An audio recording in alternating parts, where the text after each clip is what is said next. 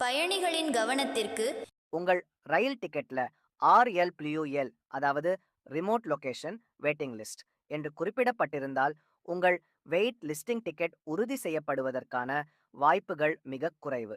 உங்கள் காத்திருப்பு டிக்கெட் உறுதி செய்யப்படுவதற்கான வாய்ப்புகள் குறைவு.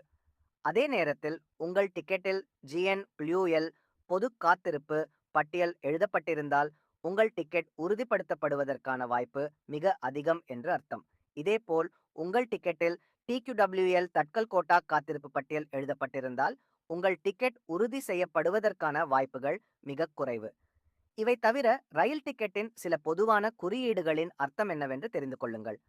PNR என்றால் பயணிகளின் பெயர் பதிவேடு. இது ஒரு பயணி ஆன்லைன் அல்லது ஆஃப்லைன் வழியாக ரயில் டிக்கெட்டை முன்பதிவு செய்தால் 10 இலக்க தனித்துவ எண் உருவாக்கப்படும். மொத்தமாக முன்பதிவு செய்தாலும் ஒரு PNR எண்ணில்